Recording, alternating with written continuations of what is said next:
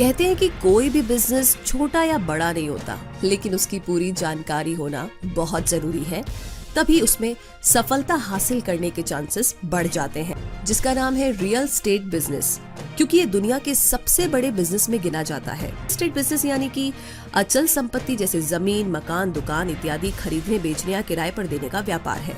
ये व्यापार भारत में भी तेजी से बढ़ रहा है और इसी वजह से आज की तारीख में इस व्यापार में अनगिनत करियर के अवसर उपलब्ध है। उन्हीं अवसरों में से एक बेहद अहम और फायदेमंद अपॉर्चुनिटी है रियल एस्टेट कंसल्टेंट, या फिर आप कह सकते हैं प्रॉपर्टी डीलर बनने की। How to become a property dealer. तो सबसे पहले हम ये जानेंगे कि कौन होता है प्रॉपर्टी डीलर। प्रॉपर्टी डीलर वो व्यक्ति होता है जो मकान, दुकान, जमीन इत्यादि की बिक्री करने अथवा किराए पर उठाने में एक मीडिएटर का काम करता है।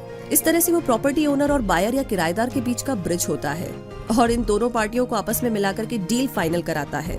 इस काम के बदले में उसे कमीशन या ब्रोकरेज मिलती है, जो कि कुछ हजार से लेकर के कई लाख रुपए तक हो सकती है। अब अगर आपका सवाल है कि कोई रियल एस्टेट प्रॉपर्टी एजेंट कितनी ब्रोकरेज कमा सकता है, तो इसका जवाब है कि कोई प्रॉपर्टी किराए पर उठवाने पर एजेंट आधे महीने से लेकर के 2 महीने तक का रेंट बतौर कमीशन ले सकता है। वो दोनों तरफ से कमीशन लेता है, ओनर से भी और टेंटेंट से भी, और प्रॉपर्टी की सेल पर उसे जितने में प्रॉपर्टी बिकी उसका आधा से 2% तक कमीशन मिल सकता है। बहुत से रियल एस्टेट एजेंट इसी काम से हर महीने लाखों रुपए तक कमाते हैं।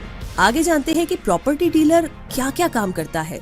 प्रॉपर्टी खोजना, ओनर से डील करना, ग्राहक का पता लगाना, प्रॉपर्टी दिखाना, प्रॉपर्टी का रख रखाव जैसे कि रंगवाना, मरम्मत करवाना इत्यादि, डील फाइनल होने पर रेंट अग्रीमेंट बनवाना, जमीन बिकने पर रजिस्ट्री ऑफिस में जमीन रजिस्टर कराना, दुकान बिकने पर रिलेटेड पेपर्स तैयार करना, मकान खाली होते वक्त चेक करना कि मकान सही हालत में है या नहीं, बिजली बिल जमा करना, हाउस टैक्स जमा करना इत्यादि। जरूरी नहीं कि हर मामले में यहाँ पर मेंशन सारी चीजें आपको करनी पड़े, ये केस टू केस डिपेंड करता है। प्रॉपर्टी डीलर या कंसल्टेंट बनना एक ऐसा काम है जिसमें आप बिना किसी लागत के अचल संपत्ति कमा सकते हैं। इस काम में सफल होने के लिए हम आपको 5 महत्वपूर्ण टिप्स बता रहे हैं। पहला, पढ़ाई से ज्यादा तजुर्बे पर ध्यान दें।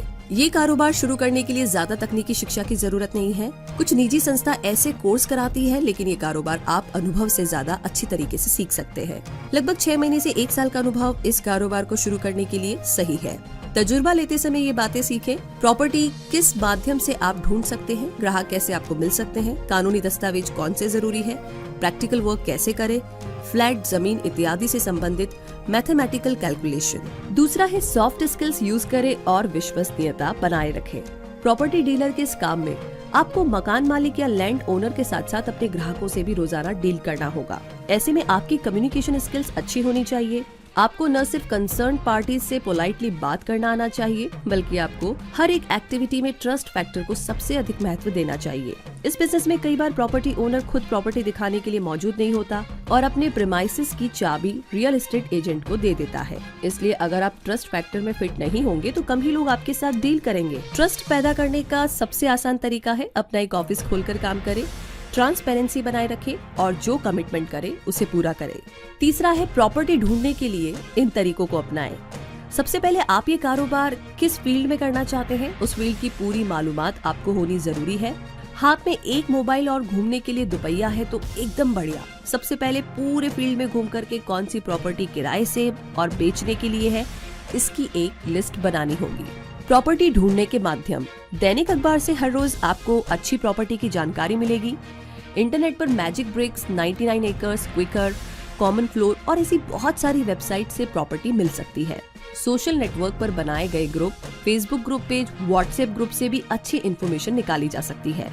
और सबसे जरूरी है पहचान, यानी अपने कॉन्टैक्ट्स के माध्यम से प्रॉपर्टी लोकेट करना चाहिए। एक बार मेहनत करके आपने प्रॉपर्टीज का डेटाबेस तैयार कर लिया तो अब बस आपको उनके लिए एक सही ग्राहक ढूंढना बाकी रह जाएगा। चौथा है ग्राहकों को कैसे ढूंढे। कारोबार करने के लिए आपको ग्राहकों की जरूरत होती है। ये ग्राहक आपको इन माध्यमों से मिल सकते हैं। ऑफिस खोलकर, ऑफिस सही जगह पर होना जरूरी है जहाँ से ग्राहक आपसे आसानी से संपर्क कर सके। अखबार में छोटे छोटे विज्ञापन देकर। Internet, Magic Bricks, 99 Acres, Quikr, Common Floor कुछ ऐसी वेबसाइट है जो रियल एस्टेट के विज्ञापन करती है। इन वेबसाइट के पैकेज लेकर के विज्ञापन के जरिए भी आपको ग्राहक मिल सकते हैं। आप खुद की वेबसाइट बना करके उसे गूगल, फेसबुक आदि पे प्रमोट करके भी आप ग्राहक बन सकते हैं। तो एक बार अगर किसी ग्राहक से कांटेक्ट हो जाए तो पूरी कोशिश करिए कि आप उसे उसके मन लायक प्रॉपर्टी दिखा दें। एक्चुअली इस फील्ड में कंपटीशन बहुत है और अगर आप थोड़े से भी ढीले पड़े तो आपका बिजनेस किसी और के पास चला जाएगा। 5वें नंबर पर है काम कैसे करें और मुनाफा कैसे कमाएं। प्रॉपर्टी आमतौर पर 4 श्रेणियों में होती है। पहला, रेजिडेंशियल यानी कि apartment, flat, bungalow, row house मकान जिसमें लोग रहते हैं। दूसरा, कमर्शियल, बिजनेस के लिए दुकान, शोरूम इत्यादि। तीसरा, इंडस्ट्रियल, फैक्ट्री या मैन्युफैक्चरिंग यूनिट सेटअप करने के लिए जगह। और चौथा, जमीन। बतौर कंसल्टेंट आप इन प्रॉपर्टीज को या तो किराए पर उठवाते हैं या फिर इनकी सेल कराते हैं। अगर बात करें किराए की तो इसमें रेंटल के आधार पर डील करवा के आपको ब्रोकरेज मिल सकता है। इसके लिए आपको सबसे पहले ग्राहक को अवेलेबल प्रॉपर्टीज दिखानी पड़ती है। चूँकि वर्किंग डेज में लोग बिजी होते हैं इसलिए संडे या छुट्टी के दिन ज्यादातर लोग प्रॉपर्टी देखना पसंद करते हैं। एज एन एजेंट आपको किसी भी समय क्लाइंट को एंटरटेन करने के लिए तैयार रहना चाहिए। एक बार स्टेब्लिश हो जाने के बाद आप कुछ एम्प्लॉइज हायर करके उनसे भी ये काम करवा सकते हैं। बहुत बार मालिक और ग्राहक की कीमत आपस में मिलती नहीं है और इसी वजह से ज्यादातर डील मटेरियलाइज नहीं हो पाती है। मालिक और ग्राहक को किसी एक कीमत के लिए राजी करना आपका काम है। अगर आप इसमें सफल होते हैं तो आपको ब्रोकरेज मिलता है और ये ब्रोकरेज 1 से 2 महीने का किराया या फिर जिस पर बात बन जाए वो होता है। आगे बात करें सेल करा करके तो प्रॉपर्टी सेल कराने के यानी कि बिक्री की डील करवा के भी ब्रोकरेज मिल सकता है। ये ब्रोकरेज प्रॉपर्टी की कीमत का 1 से 1% होता है। फॉर एग्जाम्पल, अगर आप 25 लाख रुपए का फ्लैट सेल कराते हैं तो आपको 2% के हिसाब से 50,000 ब्रोकरेज मिलेगा। लेकिन अगर सारी बाधाओं को पार करके डील पक्की हो जाती है तो आपकी चांदी ही चांदी। तो दोस्तों, रियल एस्टेट के काम में पेशेंस और मेहनत का होना बहुत जरूरी है। कई लोग कुछ दिनों तक ये काम करने का प्रयास तो करते हैं लेकिन शुरुआत में कामयाबी नहीं मिलने से वो निराश हो जाते हैं और काम छोड़ देते हैं। तो ऐसे वक्त में धैर्य बनाए रखें और पूरी मेहनत और ईमानदारी से काम करते रहें। आपको सफलता जरूर मिलेगी और हमें पूरी उम्मीद है कि हमारे इस वीडियो से आपको जरूर ही प्रॉपर्टी डीलर बनने में मदद मिलेगी।